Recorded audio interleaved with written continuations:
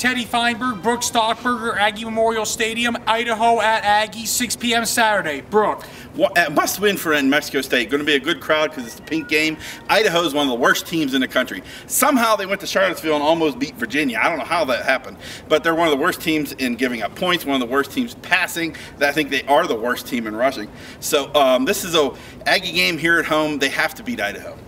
Very winnable game for the Aggies. As Brooks said, Aggies have to win the football game. Aggies at 2-3, 0-1 in conference. This is their easiest game the rest of the way, and I mean, how could it not be? Brooke already broke down Idaho, and the Aggies just need the victory. I mean, their season's not over yet. It's week 7.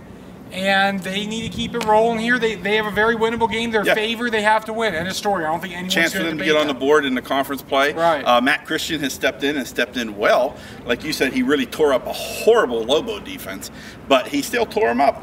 And, you know, more than 500 yards and 5 TDs in 2 games. So they can move the ball in this Idaho team. They'll kill themselves with penalties and turnovers. They eliminate that, they win this game. Idaho has had a lot of problems at quarterback. Brian Reeder hasn't progressed like I thought he could. I really like their head coach, Rob Akey. They're going to be ready to come in here and play. I think it's going to be a good game. I think the Aggies should win. Let's switch gears. We're going to move to Aggie basketball. They're opening practice this Friday. Aggie basketball, it should be the hot ticket in town. They've shrunk down the Pan American Center. How do you feel about that? I used to cover this team. Yeah, I mean, it's kind of hard. I mean, you've seen that in baseball. You know, the Marlins, the Pirates did it for a while. It's a classic small market baseball. Yeah, take out some of the seats. That way you sort of concentrate the fans, and it gives it that more of a environment. We'll have to wait and see if it works.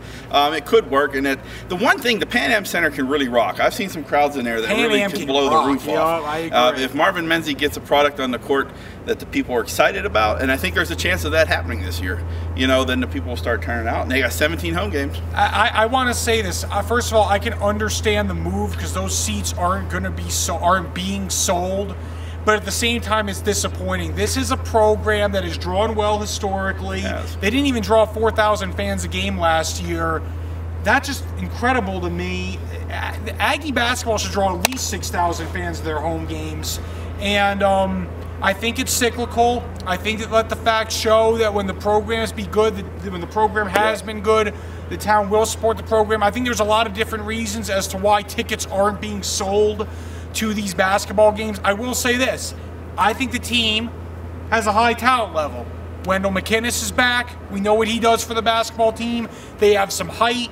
Their guards, it's a little thin there. They need a little scoring punch.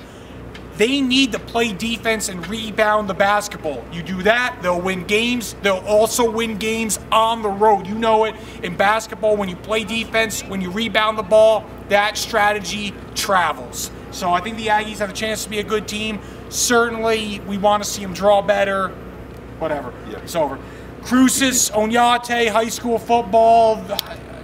You know, this is the pink week. I think usually Oñate actually they can play Cruces tough, although I don't know this year if that's going to happen. No, Cruces just killed Gadsden last week. You know, Xavier ran the ball up and down the field, and you know, Oñate's coming off. They had a bye week. That helps them a little bit, get a little healthy, concentrate on the Bulldogs. Yeah, it's hard to pick against Cruces though in this one.